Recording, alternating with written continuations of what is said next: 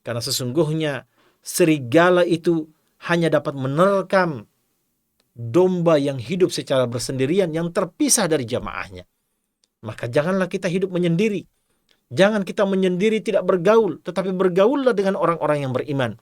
Karena ketika kita memperbanyak pergaulan dengan orang-orang yang beriman, mereka akan membantu kita untuk istiqamah di atas ketaatan dan istiqamah dalam menjauhi larangan-larangan Allah Subhanahu wa ta'ala.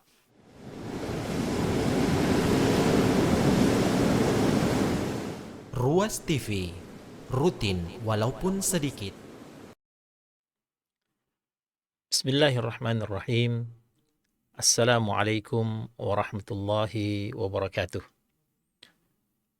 Alhamdulillahi rabbil alamin, wal aqibatu lil muttaqin, wala udwana illa 'alal zalimin. Wa asyhadu an la ilaha illallah wahdahu la syarikalah, wa asyhadu anna Muhammadan abduhu wa rasuluh. Allahumma salli ala Muhammad wa ala alihi wa sahbihi ajma'in. Amma ba'du, rabbi syrah li sadri wa yassir li amri wahlul 'uqdatam min lisani yafqahu qawli.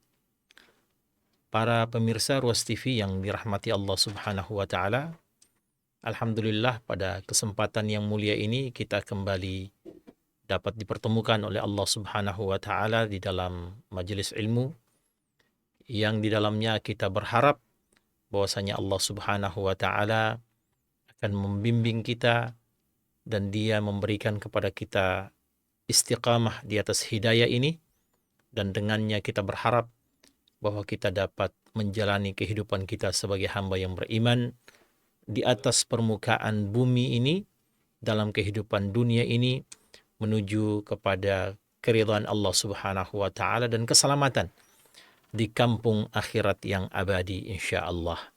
Para pemirsa Ruas TV yang dirahmati Allah, dalam kesempatan yang berbahagia ini kita akan melanjutkan pelajaran dari kisah dua orang ulama besar, Al-Imam Hatim Al-Asam dengan sang guru beliau Syaqiq Al-Balkhi. Dan sebagaimana yang telah kita bahas, para pemirsa sekalian, pada kesempatan kali ini kita telah sampai pada pelajaran ke-6 dari 8 pelajaran yang dipetik oleh Hatim Al-Asam dari sang guru Syaqiq Al-Balkhi selama pembelajaran kurang lebih dari 30 atau 32 tahun. Pelajaran yang ke-6 ini, para pemirsa sekalian, jamaah Ruas TV yang mudah-mudahan dirahmati Allah Subhanahu wa ta'ala di mana saja Anda berada, Hatim Al-Asam berkata kepada sang guru bahwasanya pelajaran yang ke-6 yang dapat dia petik selama lebih dari 30 tahun membersamai sang guru, kata beliau, inni ra'aitun nasa yu'adi ba'duhum ba'da li ghardin aw sababin. Kata beliau, saya melihat atau mendapati banyak sekali di kalangan umat manusia itu saling memusuhi antara satu dengan yang lainnya disebabkan karena tujuan tertentu atau sebab tertentu. Fata'ammaltu fi qawlihi subhanahu wa ta'ala. Kata beliau, aku kemudian berta'ammul, merenungi firman Allah Subhanahu wa ta'ala di dalam Al-Quran, surat Fatir ayat 6. Allah berfirman, inna syaitana lakum aduwwun fattakhidhuhu aduwwa. Sesungguhnya syaitan adalah musuh yang nyata bagi kalian.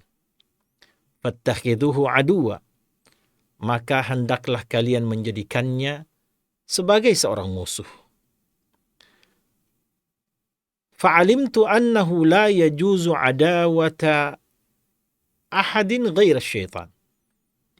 Maka Hatim al-Asam mengatakan, sejak saat itu saya menyadari bahwasanya tidak boleh kita menjadikan permusuhan kepada seorang pun selain daripada syaitan laknatullah alaih. Nah, para pemirsa Ros TV yang dirahmati Allah Subhanahu wa taala. Kita semua tentu telah mengetahui bahwasanya syaitan itu adalah musuh yang Allah ciptakan membersamai kehidupan kita dalam kehidupan dunia ini. Berapa banyak di antara umat manusia kemudian terjebak dalam jeratan-jeratan syaitan. Berapa banyak juga di antara kita yang dalam kehidupan ini tidak mampu untuk menghindarkan diri kita dari godaan syaitan. Padahal kita sadar bahwasanya syaitan adalah musuh besar kita yang diciptakan oleh Allah Subhanahu wa taala dan sangat menginginkan agar kita berada dalam kesesatan dan kecelakaan. Musuh ini tidak terlihat oleh panca indera kita, tetapi memiliki tipu daya, memiliki strategi dan cara yang sangat jitu untuk mencapai keinginan atau cita-citanya. Itulah syaitan. Maka Allah Subhanahu wa taala di dalam Al-Quran selalu mengingatkan kita sebagai hamba-hambanya agar tidak tergoda dengan godaan syaitan. Allah Subhanahu wa taala berfirman dalam Al-Quran surat Al-A'raf ayat 27, Ya bani Adama la yaftinannakumus syaitanu kama akhraja abawaikum minal jannah. Wahai Bani Adam, kata Allah Subhanahu wa ta'ala, la yaftinannakumus syaitan. Janganlah sesekali kamu dapat ditipu oleh syaitan. Kama akhraja abawaikum minal jannah. Sebagaimana syaitan itu telah berhasil mengeluarkan kedua orang tua kita dari surga, yaitu Nabiullah Adam dan Hawa, istri beliau. Keduanya dikeluarkan oleh Allah Subhanahu wa taala dari surga disebabkan karena tergoda dengan godaan-godaan syaitan. Maka Allah sangat memberikan peringatan kepada kita untuk tidak tergoda dengan godaan-godaan syaitan dan menjadikan syaitan sebagai salah satu dari musuh-musuh umat manusia yang nyata, musuh bersama umat manusia. Allah juga berfirman, Inna syaitana lakum aduwan. Inna syaitana lakum aduun, fattakhiduhu aduwa. Sesungguhnya syaitan adalah musuh yang nyata bagimu. Maka hendaklah engkau benar-benar menjadikannya sebagai seorang musuh. Sesungguhnya syaitan-syaitan itu hanya mengajak golongannya supaya mereka menjadi penghuni neraka yang menyala-nyala. Kata Allah Subhanahu wa taala di dalam lanjutan ayat ini.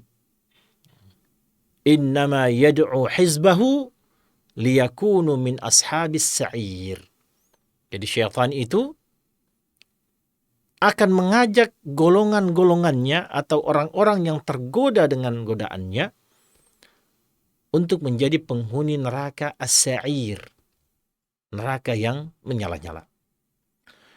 Nah, para pemirsa Ros TV yang dirahmati Allah Subhanahu wa taala, sebagai seorang musuh, maka tentu bagi kita wajib untuk mengetahui bagaimana sepak terjang lawan kita ini.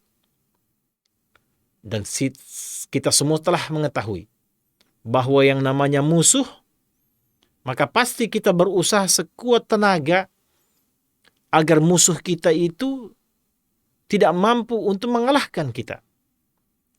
Sebaliknya musuh kita ini akan berusaha sekuat tenaga agar lawannya, yaitu para manusia, dapat ditimpa segala keburukan dan terlepas dari segala kebaikan. Al-Imam Ibnul Qayyim Al-Jauziyah rahimahullah mengomentari ayat ini. Inna syaitana lakum adu, fattakhiduhu aduwa. Sesungguhnya syaitan adalah musuh bagimu, maka jadikanlah dia sebagai sebenar-benar musuh. Kata Al-Imam Ibnul Qayyim Al-Jauziyah, perintah Allah untuk menjadikan syaitan sebagai musuh adalah sebagai peringatan kepada umat manusia untuk mengerahkan segala kemampuannya untuk memerangi dan melawan syaitan. Sehingga syaitan itu seolah-olah musuh yang tidak pernah berhenti dan tidak pernah lalai. Dan demikian adanya para jamaah yang dirahmati oleh Allah Subhanahu wa ta'ala. Nah, dalam menjalankan aksinya untuk menyesatkan dan membinasakan umat manusia, syaitan itu memiliki dua senjata. Syaitan akan masuk pada dua pintu dalam menyesatkan dan membinasakan umat manusia. Pintu yang pertama adalah dia akan masuk melalui pintu syubhat. Dan pintu yang kedua, dia akan masuk melalui pintu syahwat. Oleh karena itu, terhadap dua perkara ini, orang-orang yang ingin selamat dari syaitan, maka dia harus berjihad.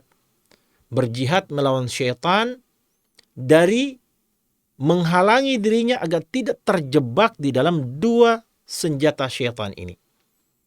Pintu syubhat dan pintu syahwat. Dengan apa kita bisa membentengi diri kita dari kedua pintu ini? Para ulama kemudian mengajarkan bahwasanya sebagaimana syaitan memiliki dua senjata, maka kita juga harus memiliki dua tameng untuk menangkal senjata dari syaitan tersebut.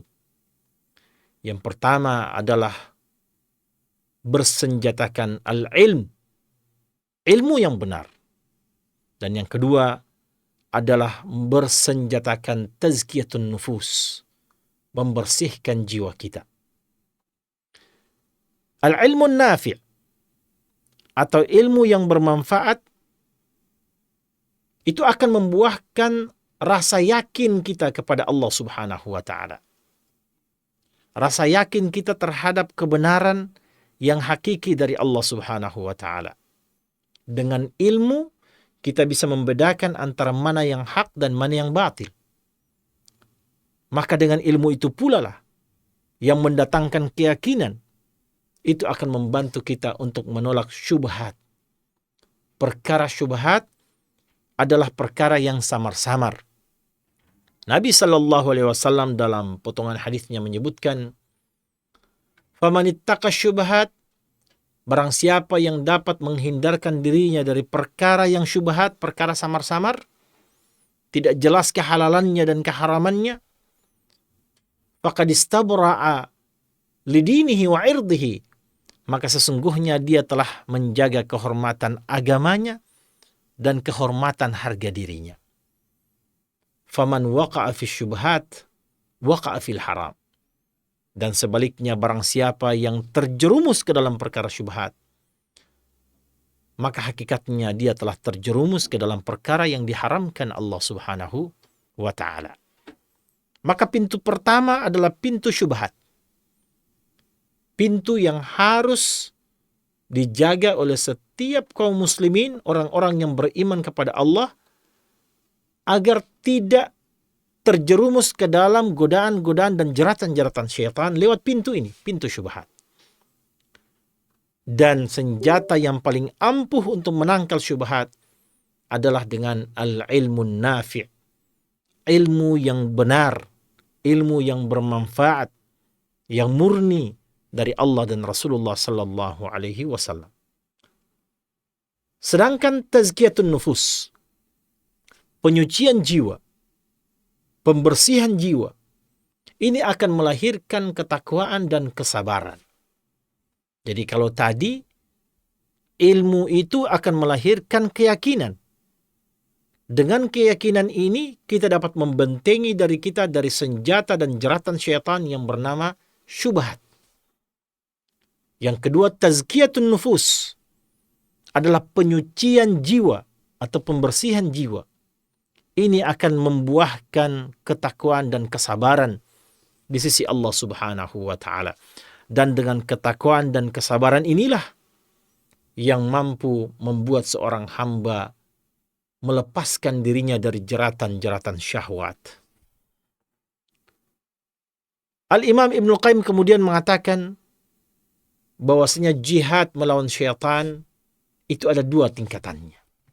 Nah, para pemirsa yang dirahmati Allah, ternyata jihad itu bukan saja jihad yang kita lakoni dalam kehidupan fisik, berperang, mengangkat senjata, melawan orang-orang yang ingin memerangi ajaran agama Allah Subhanahu wa taala.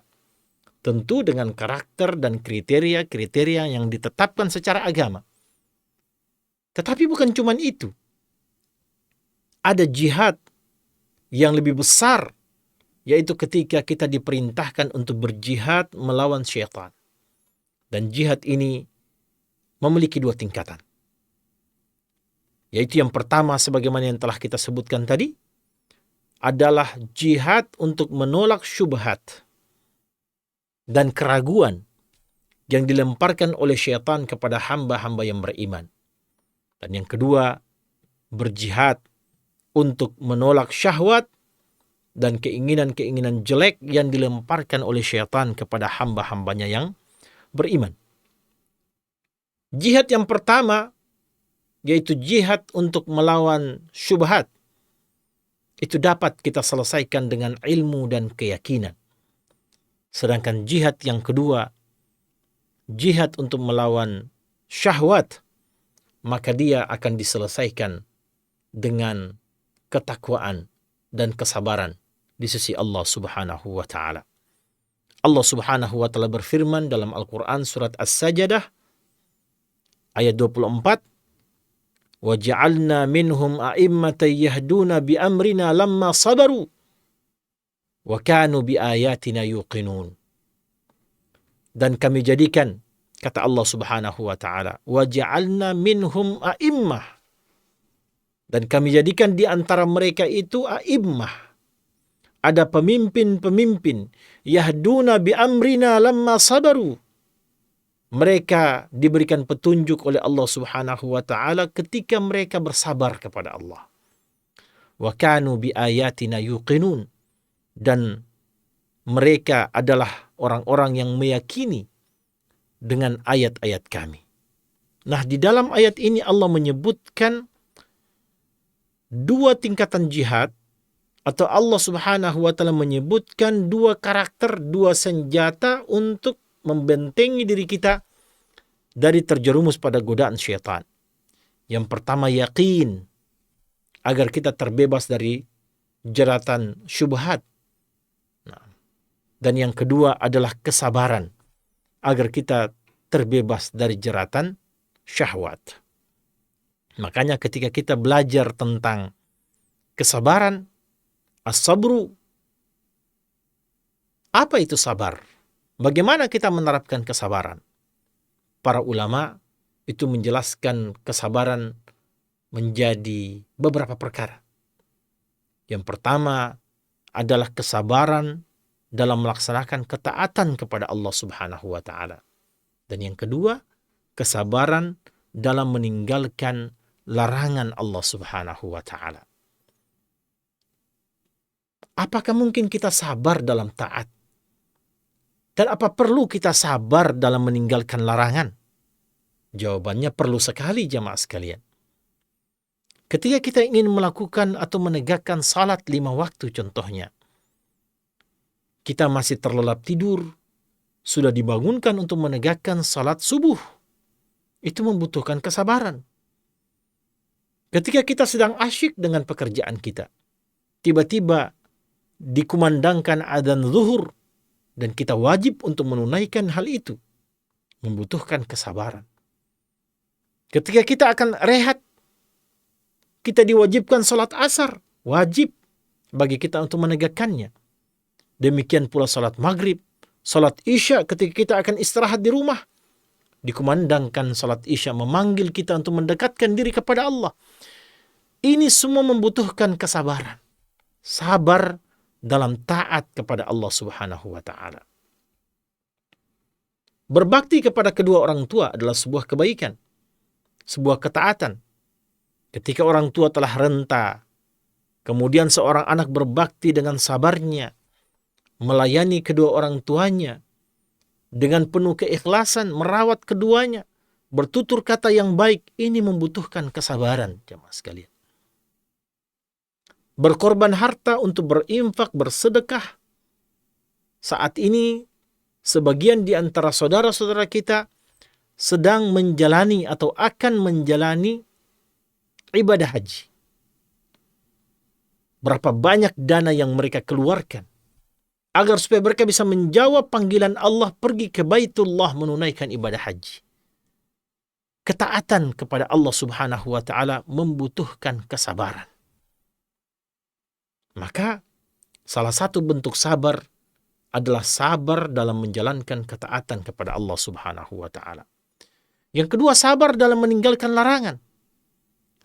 Yaitu ketika di hadapan kita ada perkara-perkara yang bisa kita lakukan tetapi diharamkan Allah Subhanahu wa taala. Ada perbuatan-perbuatan yang diharamkan, mencuri, menzalimi orang, membunuh dan lain sebagainya. Ada makanan-makanan yang diharamkan, babi contohnya, hewan-hewan kotor seperti tikus dan lain sebagainya diharamkan Allah. Minuman-minuman yang diharamkan, minuman khamar dan lain sebagainya. Yang mungkin saja sebagian di antara kita menganggap itu adalah makanan dan minuman yang lezat, tetapi kita tahu bahwa hal itu diharamkan Allah Subhanahu wa taala, maka hal itu membutuhkan kesabaran. Sabar di dalam menghindarkan diri kita dari perkara-perkara yang dilarang oleh Allah Subhanahu wa taala. Nah, para jamaah, para pemirsa Ruas TV yang dirahmati oleh Allah Subhanahu wa taala, sehingga ketika syaitan memiliki dua senjata dalam memusuhi umat manusia, yaitu senjata syubhat, perkara yang samar-samar, dan senjata syahwat yang ada di dalam diri kita, yang menggiringi kita untuk menjauhkan perintah Allah dan melaksanakan hal-hal yang dilarang Allah Subhanahu wa taala. Dua godaan syaitan yang hampir-hampir tidak ada di antara kita yang mampu lolos di antara keduanya. Syubhat dan syahwat. Maka kita juga harus memiliki dua senjata untuk melawan syaitan tersebut. Yang pertama adalah senjata ilmu, dan yang kedua adalah senjata ketaatan dan kesabaran. Ilmu yang benar adalah ilmu yang bersumber dari sumber yang benar. Kitabullah Al-Quran dan sunnah Rasulullah sallallahu alaihi wasallam. Dan ilmu ini akan menjadi bersih dan suci ketika diamalkan. Apa gunanya ilmu yang diketahui tetapi tidak diamalkan?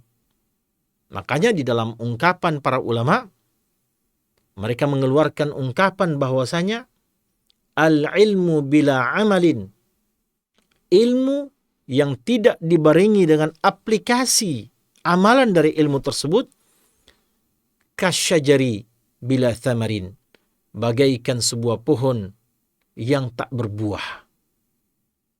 Pohon bermanfaat, tetapi buahnya juga bermanfaat. Ilmu tanpa amalan bagaikan pohon yang tidak memiliki buah. Karena amal seharusnya seyogyanya merupakan bagian atau buah dari ilmu yang benar. Kedua hal ini, ketika ilmu diiringi dengan amalan, akan melahirkan kondisi ilmu yang suci dan bersih. Dan ini akan menumbuhkan ketaatan dan kesabaran kepada Allah Subhanahu wa taala. Nah, para jamaah Ruas TV yang dirahmati oleh Allah Subhanahu wa taala, sekarang bagaimana caranya kita untuk menghadapi tipu daya dari syaitan secara global yang hampir meliputi seluruh aspek kehidupan umat manusia. Syaitan menggoda kita dengan panca indera yang lengkap. Syaitan menggoda kita dengan akhlak kita, pandangan mata kita, lisan yang berbicara, telinga yang mendengar, langkah kaki yang kita langkahkan, tutur kata yang kita utarakan, semuanya ini selalu berada di bawah bayang-bayang godaan syaitan. Maka bagaimana caranya kita dapat mencegah dan menghadapi jeratan-jeratan syaitan dalam menggoda kita ini? Nah, para ulama memiliki beberapa strategi yang dapat kita gunakan untuk mencegah dan menjadikan diri kita menghadapi tipu daya syaitan yang menyerang kita dari berbagai sudut-sudut kehidupan umat manusia. Yang pertama, para pemirsa sekalian yang dirahmati Allah Subhanahu wa taala, adalah beriman dan mentauhidkan Allah dengan benar. Ini yang paling utama. Karena sesungguhnya seluruh kekuatan, kekuasaan, kesempurnaan hanyalah milik Allah Subhanahu wa taala. Oleh karena itu, seorang hamba yang akan ditolong atau dilindungi oleh Allah, maka tidak akan ada mampu yang mencelakainya, termasuk syaitan. Di dalam beberapa riwayat disebutkan bahwasanya apabila Allah Subhanahu wa taala akan memberikan sebuah kenikmatan kepada seorang hamba, maka tidak akan ada mampu yang mencegahnya. Demikian pula ketika Allah akan memberikan musibah kepada seorang hamba, juga tidak akan ada mampu orang yang mencegahnya. Maka tauhid kepada Allah dengan keimanan dan tauhid yang benar adalah merupakan salah satu senjata utama kita sebagai seorang yang beriman untuk menghadapi godaan-godaan syaitan. Orang yang beriman akan melahirkan ibadah yang ikhlas, akan melahirkan tawakal yang sempurna kepada Allah, dan akan diturunkan pada amalan-amalan yang saleh yang sesuai dengan petunjuk dan perintah dari Allah Subhanahu wa taala. Oleh karena itu, Allah Subhanahu wa taala memberitakan di dalam Al-Qur'an bahwasanya syaitan tidak akan memiliki daya dan kemampuan untuk menggoda hamba-hambanya yang beriman dan hamba-hambanya yang mentauhidkan Allah Subhanahu wa taala. Allah berfirman dalam Al-Qur'an surat An-Nahl ayat 99, "Innahu laisa lahu syaitanun 'alal ladina amanu wa 'ala rabbihim yatawakkalun." Sesungguhnya syaitan itu tidak memiliki kemampuan atas orang-orang yang beriman. Laisa lahu sultanun 'alal ladina amanu. Sesungguhnya syaitan tidak memiliki kemampuan atas diri orang-orang yang beriman. Wa 'ala rabbihim yatawakkalun. Dan mereka adalah hamba-hamba yang selalu bertawakal kepada Allah Subhanahu wa taala. Al-Imam Ibnu Qayyim kemudian mengatakan, ketika iblis laknatullah alaih tahu bahwa dia tidak akan memiliki jalan untuk menguasai orang-orang yang ikhlas, dia mengecualikan mereka dari sumpahnya yang bersyarat untuk menyesatkan dan membinasakan umat manusia. Jadi iblis pernah meminta izin dari Allah, "Ya Allah, izinkan saya untuk menggoda umat manusia." Ketika dia adalah hamba yang tidak ingin sujud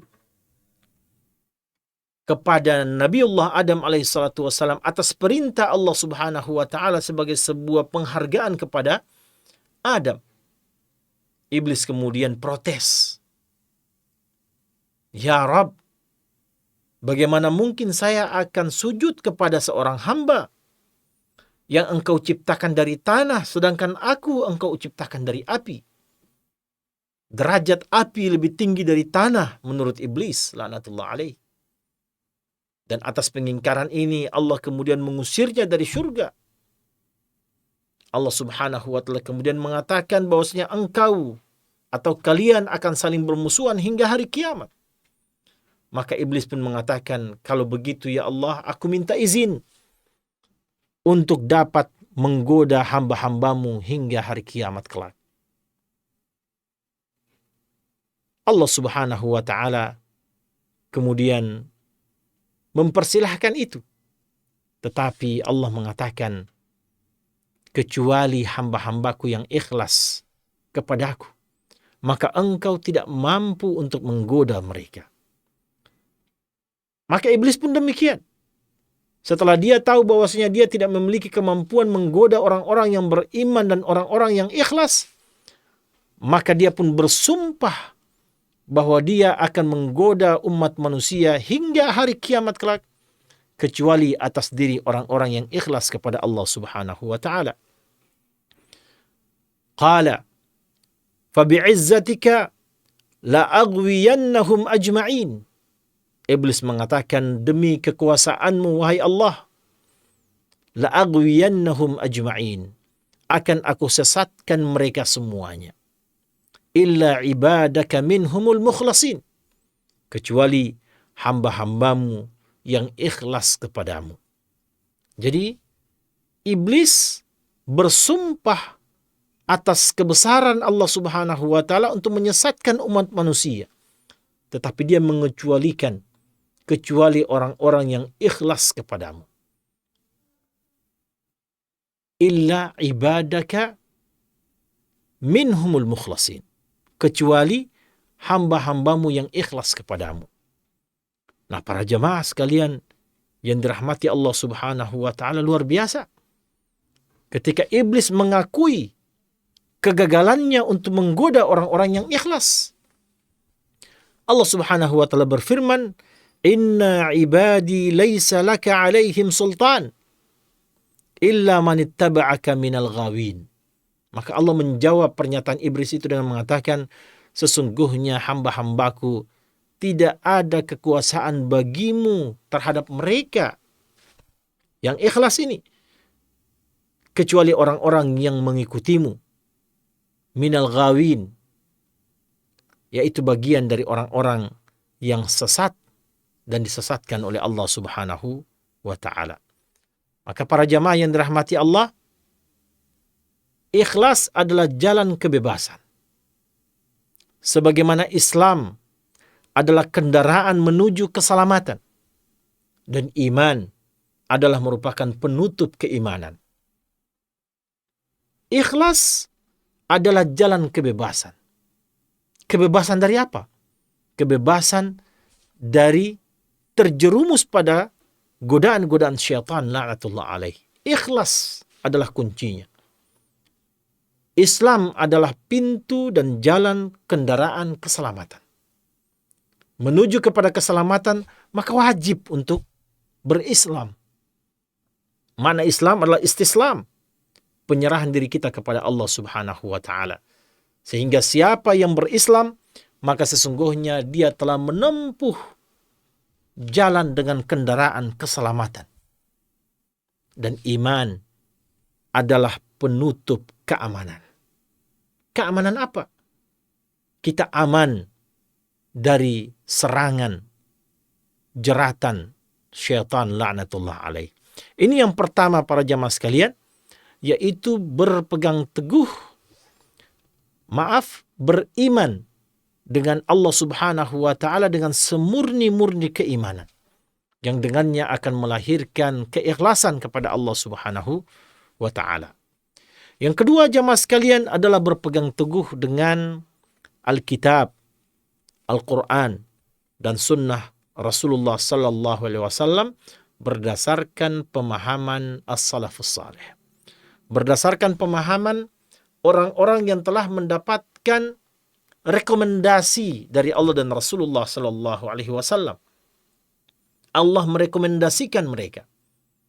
As-sabiquna al-awwaluna minal muhajirina wal ansar.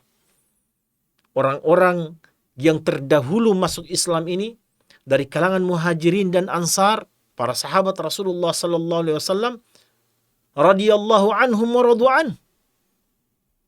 Allah Subhanahu wa taala telah ridha kepada mereka dan mereka pun ridha kepada Allah Subhanahu wa taala. Mereka adalah orang-orang yang telah selamat. Maka agar kita menjadi selamat seperti mereka, kita wajib untuk mengikuti apa yang mereka fahami dari ajaran agama ini. Rasulullah telah mengatakan terkait dengan mereka, khairun nasi qarni, thumma alladhina yalunahum, thumma alladhina yalunahum. Sebaik-baik manusia adalah orang-orang atau generasi yang berada pada zamanku, zamannya para sahabat. Kemudian generasi setelah mereka, generasi para tabi'in, dan generasi setelah mereka, generasi tabi'at-tabi'in.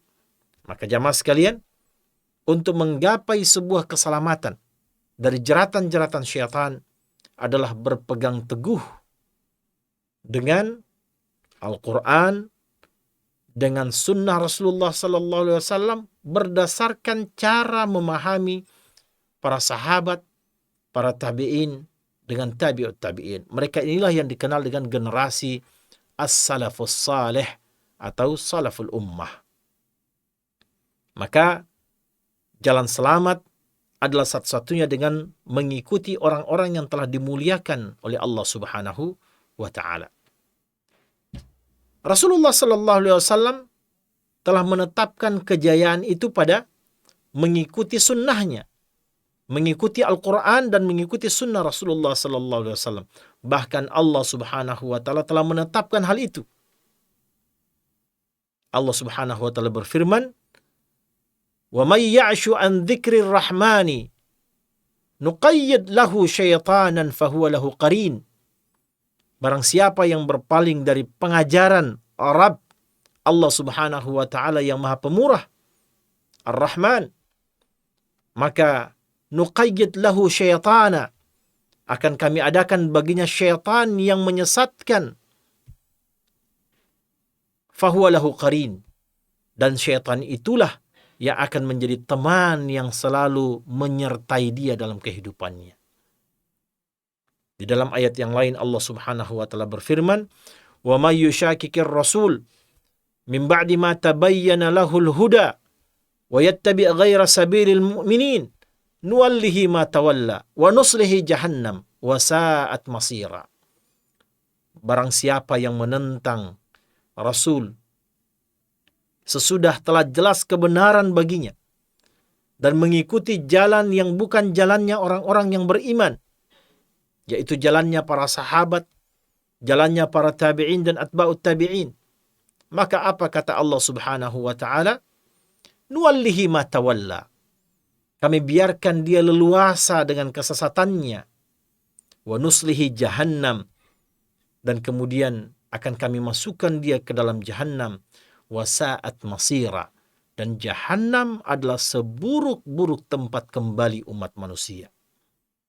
Berpegang teguhlah dengan Alkitab, Al-Quran, Sunnah Rasulullah berdasarkan pemahaman salaful ummah, maka akan menyelamatkan kita dari jeratan dan godaan syaitan. Yang ketiga, para jamaah sekalian, berlindung kepada Allah dari gangguan syaitan. Rajin-rajinlah kita mengucapkan a'udzu billahi minasyaitonir rajim. Bahkan Al-Imam Ibnu Katsir rahimahullah mengatakan dalam kitab tafsirnya, makna dari a'udzu billahi minasyaitonir rajim, aku berlindung kepada Allah dari godaan syaitan yang dilaknat. Kata beliau, maksudnya adalah aku meminta perlindungan kepada Allah dari syaitan yang selalu menggangguku pada agamaku, mengganggu pada duniaku, menghalangiku dari melakukan sesuatu yang diperintahkan Allah Subhanahu wa taala, mendorongku untuk melakukan apa yang dilarang oleh Allah Subhanahu wa taala. Karena tidak ada yang dapat mencegah perbuatan yang digoda oleh syaitan terhadap setiap manusia kecuali hanya Allah Subhanahu wa taala. Oleh karena itu jamaah sekalian, Allah Subhanahu wa taala membedakan Syaitan ini terbagi dua. Syaitanul ins dan syaitanul jin. Syaitan manusia dan syaitan dari kalangan jin. Syaitan manusia itu bisa saja berubah ketika dia bertaubat kepada Allah Subhanahu wa taala. Diambil hatinya, bersikap lembut kepadanya, yang mungkin saja dengan itu berpengaruh kemudian dia bertaubat kepada Allah Subhanahu wa taala dari apa yang telah dia lakukan, sehingga dia kembali kepada jalan Allah Subhanahu wa taala. Adapun syaitanul jin, dia tidak menerima suap. Perbuatan kebaikan mungkin saja tidak mampu mempengaruhinya, karena tabiatnya adalah tabiat yang jahat. Tidak ada yang dapat mencegah mereka ini kecuali apa yang telah diciptakan oleh Allah Subhanahu wa taala. Maka jamaah sekalian, kita disuruh untuk selalu berdoa, a'udzu billahi minasyaitonir rajim, sebagai sebuah zikir.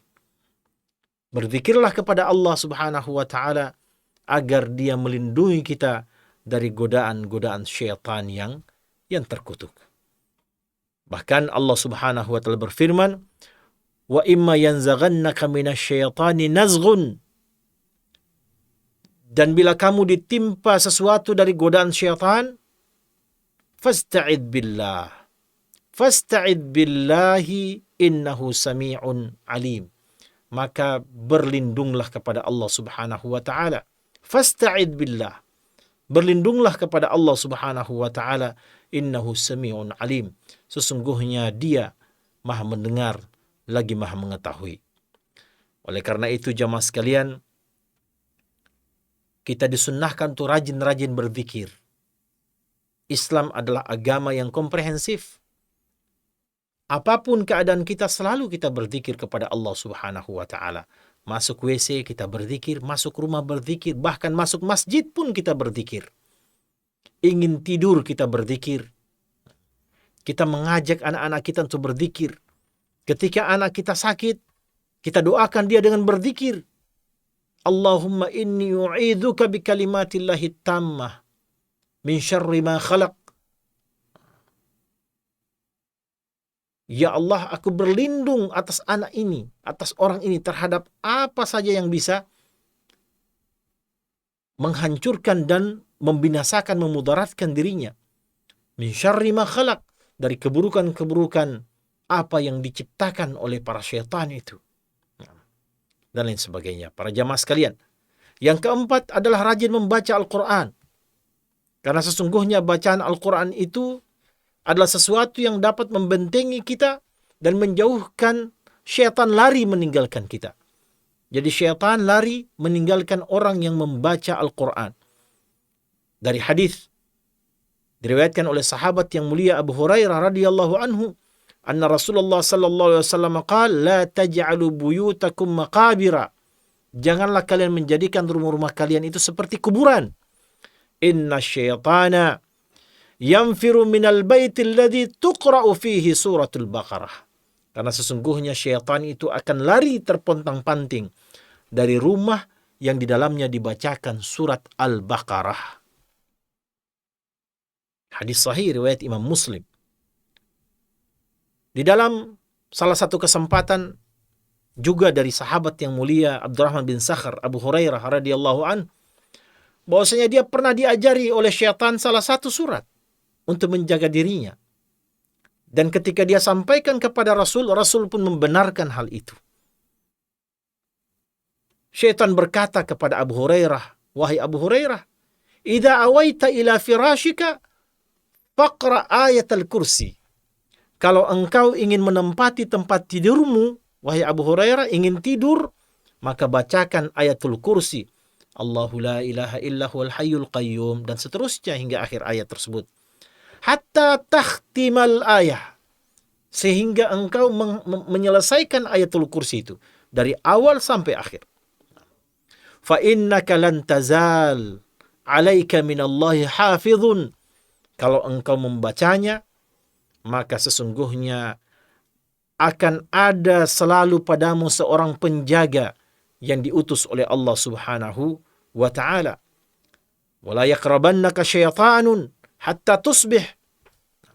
Dan syaitan tidak akan mampu mendekatimu hingga engkau memasuki waktu pagi. Maka jamaah sekalian, luar biasa syaitan mengajari cara kita untuk membentengi diri kita ketika akan tidur. Mengajari kepada Abu Hurairah, dan ketika Abu Hurairah mengonfirmasi hal itu kepada Rasul, Rasul pun membenarkan hal tersebut. Yang kelima jamaah sekalian, salah satu di antara benteng menjaga diri kita dari syaitan adalah memperbanyak zikrullah. Perbanyak mengucapkan zikir kepada Allah Subhanahu wa taala. Kita punya zikir pagi, zikir petang. Kita selalu bermunajat kepada Allah dengan bacaan-bacaan yang Allah Subhanahu wa taala ajarkan kepada kita. Subhanallah, walhamdulillah, wala ilaha illallah, wallahu akbar, dan zikir-zikir lainnya. Karena sesungguhnya orang yang berada membasahi lisannya dengan zikir, sesungguhnya hatinya akan tenang dan dia akan dijauhkan dari godaan-godaan syaitan.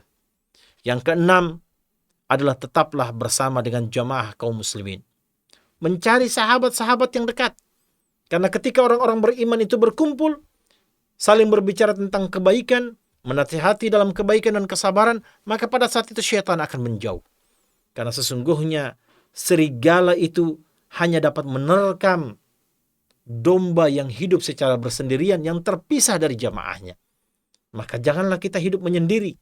Jangan kita menyendiri tidak bergaul, tetapi bergaullah dengan orang-orang yang beriman. Karena ketika kita memperbanyak pergaulan dengan orang-orang yang beriman, mereka akan membantu kita untuk istiqamah di atas ketaatan dan istiqamah dalam menjauhi larangan-larangan Allah Subhanahu wa ta'ala.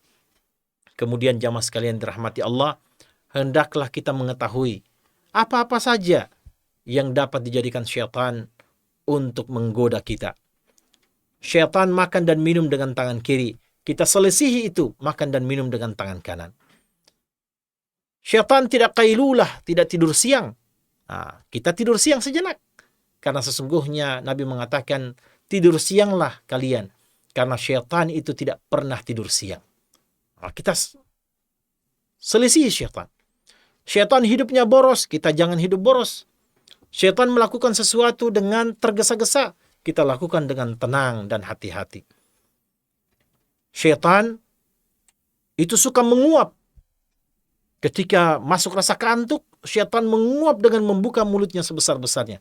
Kita menyelisihi contoh-contoh syaitan. Kalau kita menguap, berusaha sekuat tenaga untuk menahannya atau menutupi dengan tangan kiri kita, sebagaimana diajarkan di dalam sunnah Rasulullah Sallallahu Alaihi Wasallam. Dan yang terakhir jamaah sekalian adalah rajin-rajin beristighfar dan bertaubat kepada Allah Subhanahu wa taala. Dari sahabat yang mulia Abi Sa'id Al-Khudri, dia berkata, "Sami'tu Rasulullah sallallahu alaihi wasallam yaqul." Aku mendengarkan Rasulullah bersabda, "Inna iblisa qala li rabbih bi'izzatika wa jalalika." Aku mendengarkan, sesungguhnya Nabi berkata, sesungguhnya iblis itu bersumpah atas nama Allah Subhanahu wa taala. Iblis berkata, demi kemuliaan dan keagunganmu, wahai Rabb, la abrahu ughwi bani adama madamatil arwahu fihim. Aku pasti akan menyesatkan anak-anak Adam selama ruh masih ada pada mereka. Maka apa jawab Allah Subhanahu wa taala? Faqala Allah, fabi'izzati wa jalali, dengan kemuliaanku dan keagunganku, kata Allah, la abrahu aghfiru lahum mastaghfaruni. Aku senantiasa akan memberikan ampunan kalau mereka tergelincir selama mereka memohon ampun kepadaku. Maka jamaah sekalian, kita sebagai hamba manusia biasa yang selalu terjerumus dalam godaan-godaan syaitan, jangan lupa bahwa kita memiliki Allah Subhanahu wa taala, tempat kita meminta ampunan. Karena seberapa dahsyat setan menyesatkan kita, sebegitu dahsyat bahkan melebihi daripada itu, Allah akan memberikan ampunan kepada siapa yang selalu datang meminta taubat kepada Allah Subhanahu wa taala. Mudah-mudahan apa yang telah kita sebutkan hari ini bisa memberikan al-ibrah, pelajaran terkhusus kepada diri kami pribadi, karena tidak ada yang bisa lepas dari jeratan-jeratan syaitan. Saya maupun para pemirsa sekalian, maka marilah kita bersama-sama mempersiapkan langkah-langkah kita untuk mewaspadai jeratan-jeratan syaitan laknatullah alaih. Dan ketika kita terjerumus ke dalam jeratan itu, jangan lupa kita kembali kepada Allah dengan istighfar dan taubat agar Allah mengampuni kesalahan-kesalahan kita. Saya kira demikian pelajaran keenam dari apa yang diutarakan oleh Hatim Al-Asam dari gurunya Syakik Al-Balkhi. Mudah-mudahan Allah subhanahu wa ta'ala memberkahi kehidupan kita semuanya untuk melawan godaan-godaan syaitan laknatullah alaih. Demikianlah para pemirsa sekalian, kita tutup majelis kita dengan membaca kafaratul majlis. Subhanakallahumma bihamdik, asyhadu an la ilaha illa anta wa astaghfiruka wa atubu ilaika. Wa akhiru da'wana anil hamdulillahi rabbil alamin. Wassalamualaikum warahmatullahi wabarakatuh.